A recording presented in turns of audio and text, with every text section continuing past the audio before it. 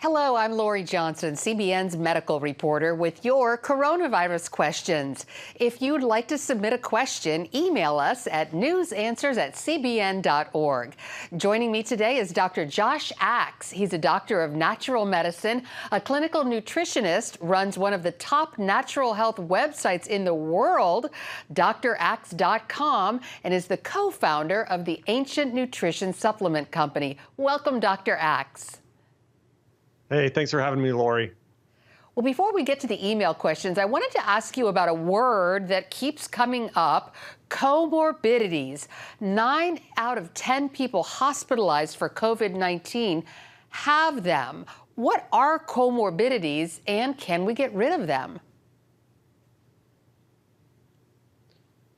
Sure, Lori. Well, I don't think I'm the best person to answer that question specifically, but I do think that it's important to remember that, no matter what we do, that we should really be focused on building our immune system at this time. And if we're doing that, it's going to really help prevent all of these other health issues from occurring. So we're talking about things like obesity, we hear is the #1 comorbidity, and it turns out like about 40% of Americans are obese. What's the best way to deal with obesity? I really think it comes down to diet. Now, there are other things that can cause this, but I really think that diet is where it starts. I've worked with thousands and thousands of patients over the years, Lori, and helping them lose weight, balance their blood sugar, and overall overcome obesity. In fact, I'm thinking back, I had a patient many years ago who lost 180 pounds over the course of a year and a half. He was a former NFL player, offensive lineman. His wife lost 85 pounds. And so I've seen many, many times people lose a lot of weight through changing their diet. I say really focus on four things with your nutrition. You want to be getting protein, fiber, healthy fat, and nutrients in every single meal. It's really the sugar and excess carbohydrates that are going to cause people to gain this extra weight. And I know that you're a big fan of the keto diet, and if folks want to get more information about how to lose weight, the Josh Axe way, go to your website, draxe.com. Well, let's get to those email questions. And Laura, I do want to mention, just with comorbidity, essentially what that is, it's when somebody has two conditions going on at the same time, and where one can increase your likelihood of another. So if we're talking about COVID-19, there's no doubt that issues like obesity, diabetes, cancer, any type of immune-related condition, that's going to increase the complications if somebody does have any type of coronavirus. And so again, I think this is why in general, if somebody has a history of health issues, it's even more important that they start taking care of their health. That's fantastic advice. Well, let's get to those email questions. Patricia asks, are Pyongyang Hwan extract and root vegetables beneficial as preventive measures for respiratory failure if you get the COVID-19 virus? Well, Lori, I think that those are good strategies as part of a holistic plan. The specific that specific word that she mentioned, it's actually a group of 6 different herbs that were used in ancient and Chinese medicine. Now, specifically, this blend is out of Korea today. And one of those herbs is called Rehmannia, which really supports your energy. It's an adaptogen. And there's other herbs that help strengthen your lungs, similar to something like an echinacea.